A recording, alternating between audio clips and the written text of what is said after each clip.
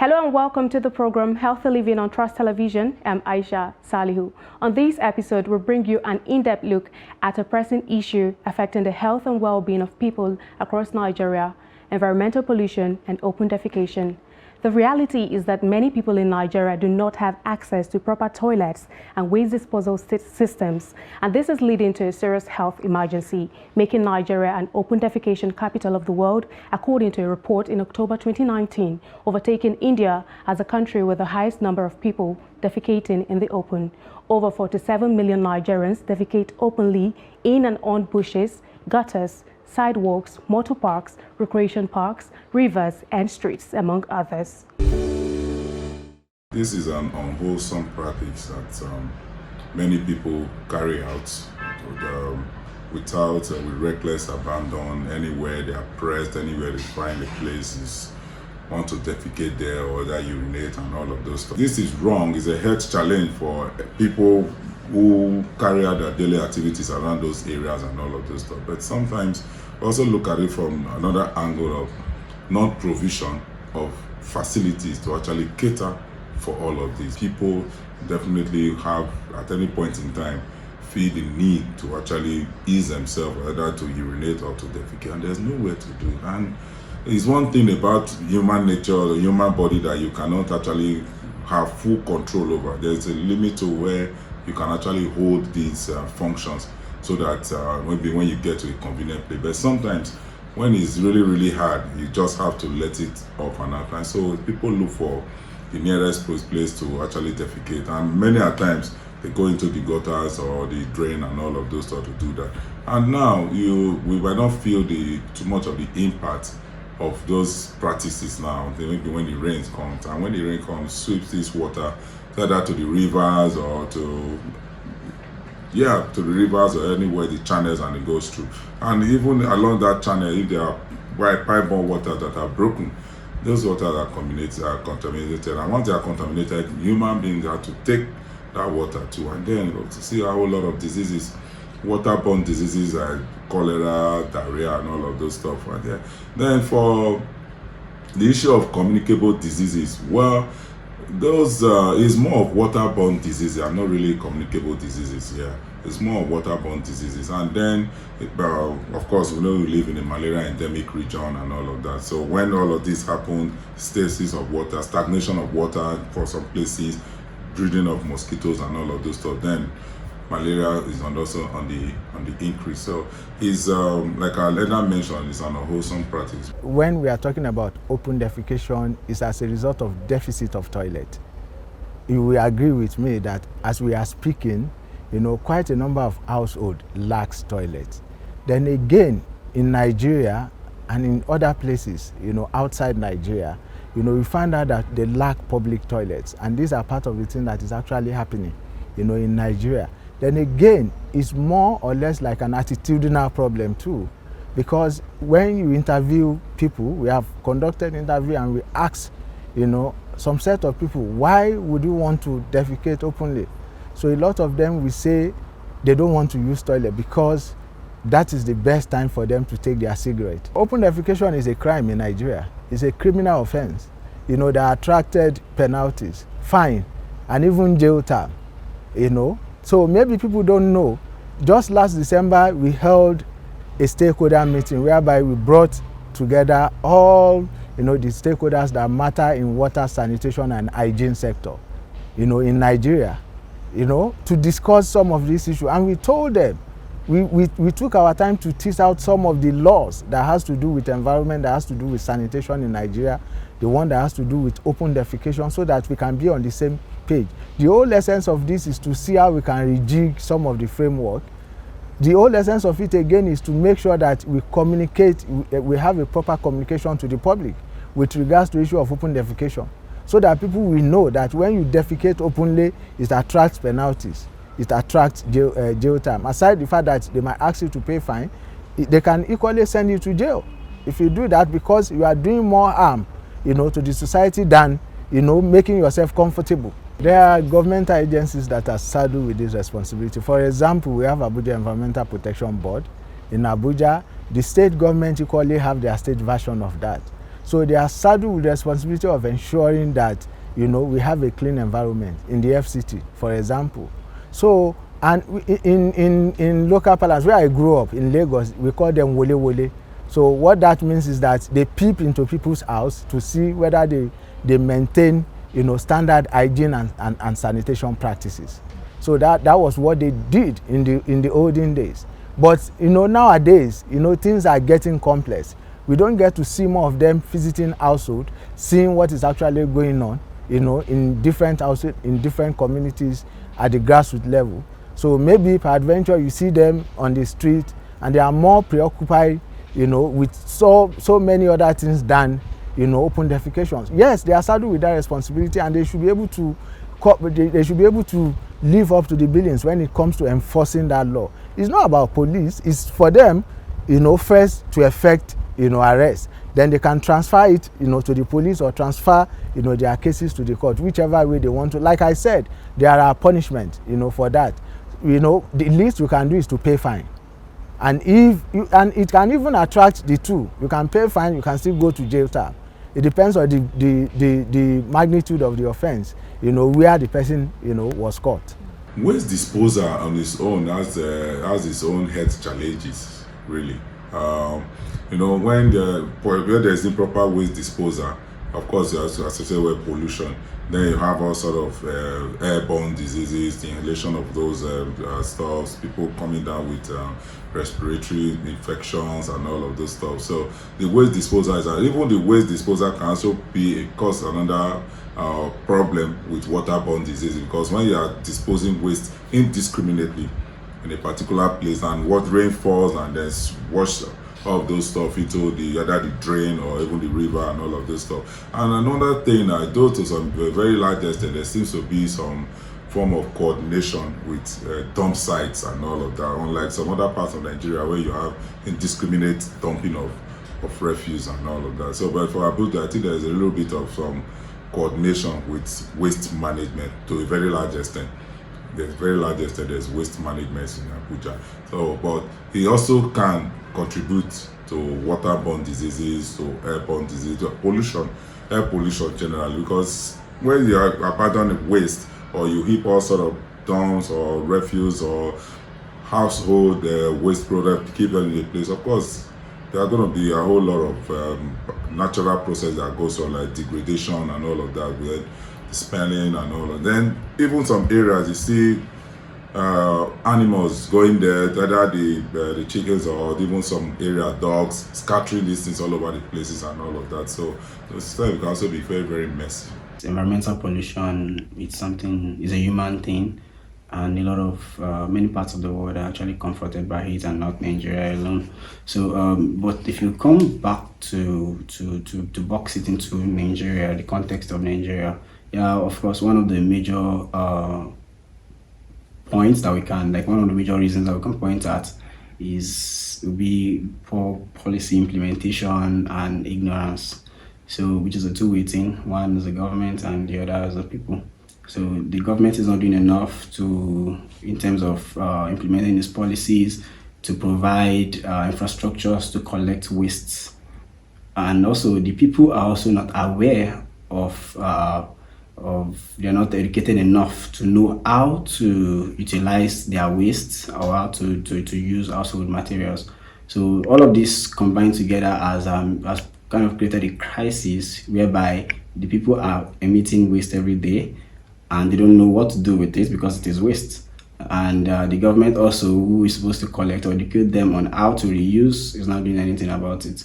So infrastructure, poor funding, and lack of the government political will are among so many reasons that are responsible for this. Beyond asking government to funding is very vital. Beyond asking for funding to buy infrastructures like waste collectors, incinerators, building waste sorting and waste sorting plants and all across cities. I think it is also very important for them to partner with organizations that will do sensitization. So to collect waste properly within cities, the waste is subjective, and what is waste to you may not be waste to me. You get, so somebody can buy a biscuit somewhere with a nylon and throw the nylon away, and that nylon someone else will take it and still put something else in it. You get, so government needs to be intentional about its funding for environment. Then it also needs to follow up that value chain of how you're going to, this is the fund, how is it going to be implemented. So they need to follow it down the way and see when they acquire infrastructures for waste collection. And also the people need to be educated to know that there are these things in place. You get, and when you are disposing your waste, there are so in terms of sensitization, people need to know how to sort waste. So they call something color coding and waste sorting, whereby instead of just throwing everything in one long dump ground somewhere, we can actually collect them according to the type of waste to dispose. For example, if you go to some agencies, if you go to some buildings, some part of the world, maybe not in Nigeria, but I think there are many of them in Nigeria now, where you see waste bins and you see different colors of waste bin. You see a black waste bin, a red waste bin. Now, this actually means, this colors means represents the type of waste that should be dumped in them. So the green could be for organic materials that can decay, and maybe the brown could be for glass. If you are dumping glass, anything that is glass material, ceramic and co, you could dump them there. Papers could go into one, biohazards could go into the red bin. You get, now this makes it easy for the waste collection. That is on the part of the government now. It makes it easy. Then also government should look into partnering with organizations. So there are a lot of young people now who are coming up with climate smart innovations around waste management, to collect waste and turn it to wealth. So you hear about waste to wealth. So there are a lot of young people who are doing this. So government needs to whatever framework they create now, they need to make it open for partnership, whereby young people, young Nigerians who have solutions to this problem can actually bring their idea to the table, and they could get funding. So they need to make this partnership to extend it to international organizations and local organizations who are willing to fund, people who are willing to fund ideas, and people who are willing to support. So, and the government needs to create the enabling environment within this ecosystem, because it is big. The environment itself is very large, and it could encompass everything. So the government needs to create an ecosystem where a climate smart innovation around waste management and around environmental protection could thrive. In 2019, Nigeria's President Muhammadu Buhari signed Executive Order 009 to tackle open defecation. In the same year, Nigeria's Ministry of Water Resources, in collaboration with the UNICEF and some other key agencies, launched the initiative tagged Nigeria Open Defecation Free by 2025, a national roadmap in order to end the inimical practice by 2025. But how far has the implementation of this policy gone, and what is the resultant effect on the people of Nigeria? We'll take a quick break now, and when we return, the conversation continues. Don't go away.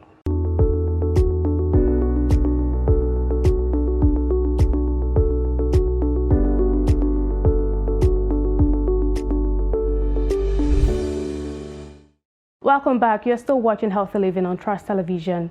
The dangers of open defecation are numerous, and the consequences of environmental pollution are far-reaching and devastating. Experts share more insight on the dangers and health implications of open defecation, the hazards of improper waste disposal, and safe practices to follow. For safer practices, of course, the one thing I want to also commend the Abuja City administration is waste disposal.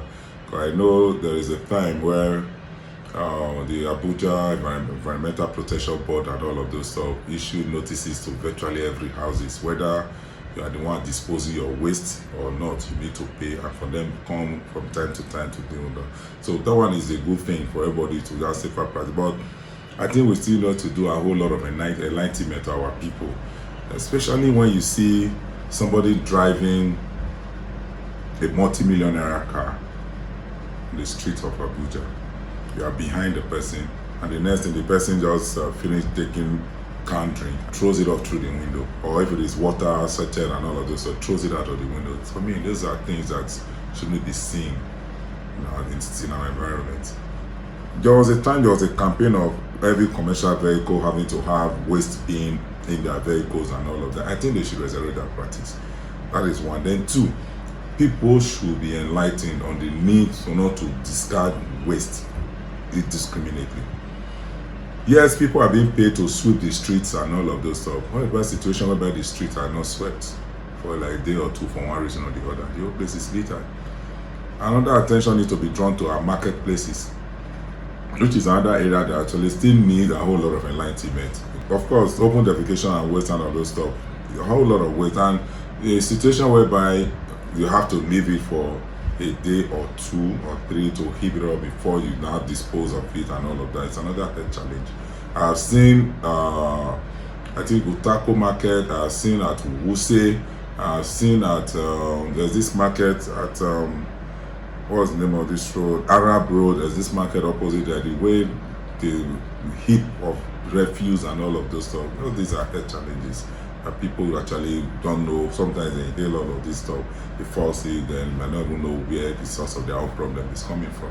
So for the safer practice, proper waste disposal.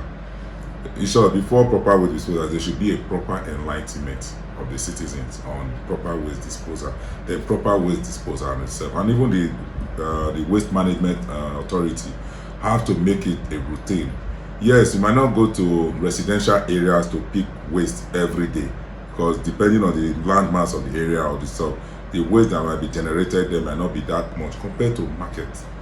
The waste that is generated from market is like 6, 7, or 8 estates put together, might not even be up to it, because the amount of people that comes to the market, the transaction, and what is being sold out, they sell a lot of perishable goods and not perishable. The perishable ones, once it's that day is done, and they have to discard of it. So those people should be taught on proper waste, but the waste management board need to actually be going to market to discard, dispose of their waste virtually every day to reduce this pollution and all of that. So what we need to ask ourselves is that, the facilities we have, do we make judicious of it? You remember in 2018, there was a declaration and order, a presidential order, from President Muhammadu Buhari, to that effect, and we are working down, what is it called, the lane now. By 2025, he said Nigeria should be open defecation free.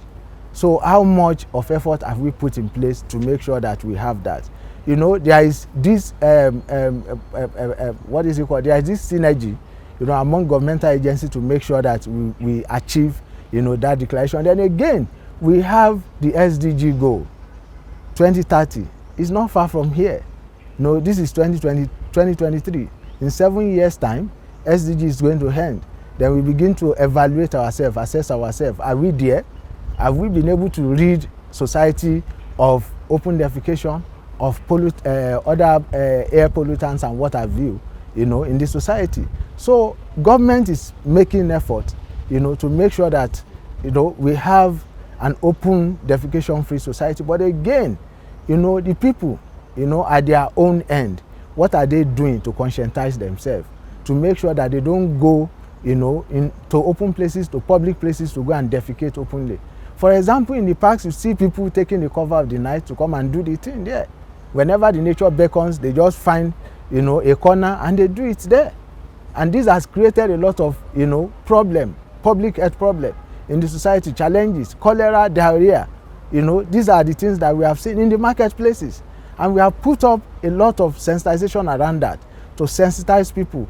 Last year, we did massive sensitization in marketplaces, in motor parks, to make sure that we get rid of open defecation in Abuja, and not only in Abuja, in Nigeria, generally. We clean up markets, we clean up motor parks. For example, we are in life camp motor parks where we clean up, then we sensitize them. And we are still very much there to see, to monitor the situation of things there, to make sure that they have inculcated that, practice of cleanliness. The same thing in Otako Market, the same thing in Jabi Park, very close to us here. So we have been able to do that, but we still have a long way to go in terms of, reaching out to people, in terms of bringing stakeholders together, in terms of making sure that the message reach the grassroots. So those are part of things that we are doing. And part of the effort of government, they are building toilets across FCT now. So we can see it, they are all over Abuja, in Area 1, Area 10, in Kubwa, Guanipa, Meitama, they are there. I saw them. Some of them are wearing, new coats now. They put in Nigeria color, green and white. That's a very good development. But again, we ask, there is no way you will make available toilet without water. So the question we need to ask again is that, is water available? Because when you build toilet and there is no water, it's as good as you just do it for decoration. So the two goes together. Where there is toilet, there must be water. Government is trying. And when you look at this initiative, it's more or less like a private-public initiative. So we are calling on the private entity too to rescue, to see what they can do in terms of making sure that we have toilet infrastructure across Nigeria. So until we begin to do this, we might not really win the war against open defecation. But when we see ourselves as partner in progress, we begin to push out the right messaging to people there. We begin to make sure that government is putting the right structure in place. When markets are built, they should build with toilets. When parks are built, they should build with toilets.